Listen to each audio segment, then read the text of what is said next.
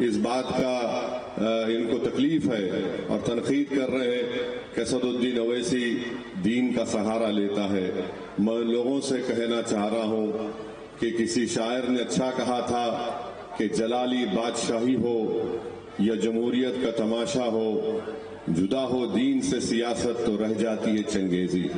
میں اپنے دین کو ہرگز چھوڑنے والا نہیں ہوں، میں اپنے ایمان کو چھوڑنے والا نہیں ہوں. تم اگر ایمان لوٹنے کی کوشش کر رہے ہو تو یاد رکھو تمہاری یہ کوشش ناکام ہو جائے گی. مجھے فخر ہے اپنے دین پر، اور سب سے بڑا فخر مجھے اس بات کا ہے کہ اللہ سبحانہ و تعالیٰ نے ہم تمام کو محمد مصطفیٰ صلی اللہ علیہ وسلم کا امتی بنایا. اس پر کوئی کمپرومائز نہیں کیا جا سکتا. تو یہ جو لوگ بکواس لکھتے ہیں، بکواس کہتے ہیں، تم کو تمہاری سوچ مبارک.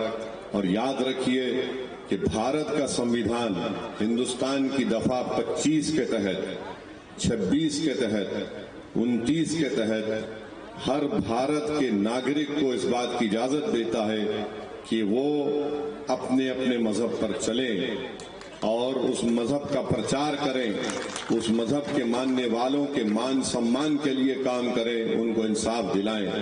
اور یہ بھارت کا سمویدھان جس کو بابا صاحب امبیڈکر نے لکھا، ان کو بھی عزت سے نوازتا ہے جو کسی بھگوان کو نہیں مانتے. مگر یاد رکھو تمہارے اصول تم کو مبارک. میں تمہارے اصول کو نہ تمہاری راہ کو دیکھنا پسند کرتا ہوں. جو راستہ ہم کو ہمارے بزرگوں نے سکھایا ہے انشاءاللہ تعالی اسی راستے پر چلیں گے، انصاف حاصل کریں گے. اور مجھے یقین ہے اللہ کی ذات پر کہ انشاءاللہ تعالی یہاں پر ضرور سیمانچل میں انصاف ہوگا.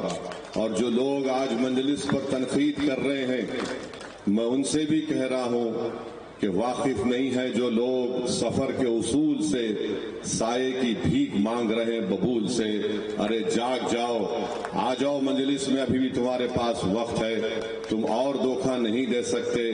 سیمانچل میں مجلس کے 5 اراکین اسمبلی کی کامیابی اور مختلف سیمانچل کے اسمبلی حلقے جات میں 80 ہزار ووٹ حاصل کرنا، 50,000 ووٹ مجلس کو ملنا، وہ کیا کہتا ہے؟ جو گونگے اندھے اور بہرے ہیں سیاسی طور پر، میں ان سے کہہ رہا ہوں یہ ایک عوام کے ایک انقلاب کا آغاز ہے.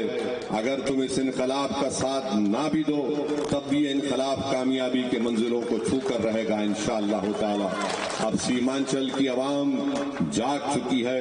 ایک ایک ووٹ جو پتنگ چھاپ پر پڑا ہے وہ اس لیے پڑا ہے کیونکہ ان کو بھروسہ ہے، اعتماد ہے، اور وہ جانتے ہیں کہ یہ ہماری لڑائی لڑنے والی پارٹی ہے اور یہ کبھی آپ کے مفاد پر سمجھوتا نہیں کرنے والی پارٹی ہے.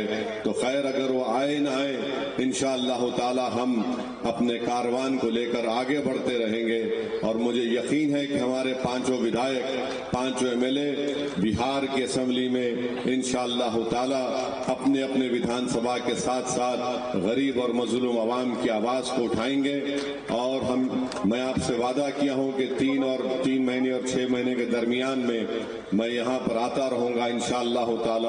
میں ضرور یہاں پر آؤں گا، ملاقات کرتے رہوں گا.